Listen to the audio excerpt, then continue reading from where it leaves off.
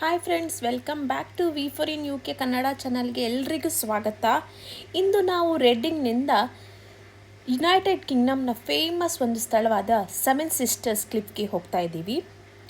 ನಾನು seven sister ಕ್ಲಿಫ್ಗೆ ಹೋಗುವಾಗ ನನ್ನ ಪ್ರಯಾಣದಲ್ಲಿ ನಿಮಗೆ ರಸ್ತೆಯ ಆಸುಪಾಸು ಇರುವ ಸುಂದರ ಪ್ರಕೃತಿ ದೃಶ್ಯಗಳನ್ನು ನಿಮ್ಮೊಂದಿಗೆ ಇವತ್ತು ಶೇರ್ ಮಾಡೋಣ ಅಂತ ಅನಿಸ್ತು.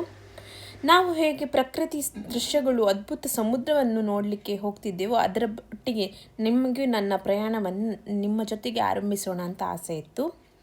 ಸೆವೆನ್ ಸಿಸ್ಟರ್ ಬಗ್ಗೆ ಹೇಳೋದಾದರೆ ಯುನೈಟೆಡ್ ಕಿಂಗ್ಡಮ್ನ ಫೇಮಸ್ ಕ್ಲಿಫ್ ಅಂತಲೇ ಹೇಳ್ಬೋದು. ಅತ್ಯಂತ ಸುಂದರವಾದ ಬಿಳಿ ಚಾಕ್ ಬೆಟ್ಟಗಳ ಸರಣಿಯಲ್ಲಿದೆ. ಇದು ಒಂದು ಈಸ್ಟ್ ಸಸೆಕ್ಸ್ ಪ್ರದೇಶದಲ್ಲಿದ್ದು ಸೀಫೋರ್ಡ್ ಮತ್ತು ಈಸ್ಟ್ ಬಾರ್ನ್ ನಡುವೆ ಇದೆ.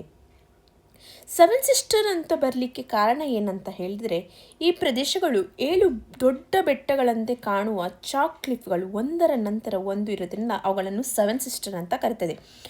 ನಮಗೆ 7 ಬೆಟ್ಟಗಳನ್ನು ಹತ್ತಲಿಕ್ಕೆ ಸಾಧ್ಯವಿಲ್ಲ, ಯಾಕಂದರೆ ಇದು ಸಾಧಾರಣ 20 ಕಿಲೋಮೀಟರ್ ತನಕ ಇರುತ್ತೆ. ಸಾಧಾರಣ ನಾವು 1 ಅಥವಾ 2 ಹತ್ತಿ ಇಳಿಬಹುದು. ಈ ಬೆಟ್ಟಗಳು ಲಕ್ಷಾಂತರ ವರ್ಷಗಳ ಹಿಂದೆ ನಿರ್ಮಾಣವಾದ ಬಿಳಿ ಚಾಕ್ ಕಲ್ಲುಗಳಿಂದ ನಿರ್ಮಾಣಿತವಾಗಿದೆ.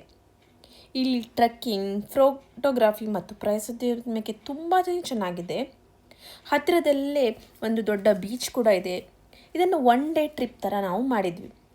ಇದನ್ನು ನೋಡ್ಲಿಕ್ಕಂತೂ ಒಂದರಿಗಿಂತ ಒಂದು ಚೆನ್ನಾಗಿದೆ. ನೀವು ನೋಡ್ಬೋದು, ಸೆವೆನ್ ಸಿಸ್ಟರ್ಸ್ ಅಂತಲೇ ಯಾಕಂತ ಹೇಳಿದರೆ ಅಂದರೆ 7 ಬೆಟ್ಟಗಳಿಂದ ನಿರ್ಮಾಣವಾಗಿದ್ದರಿಂದ ಇದನ್ನು ಸೆವೆನ್ ಸಿಸ್ಟರ್ ಅಂತ ಹೇಳ್ತೀವಿ.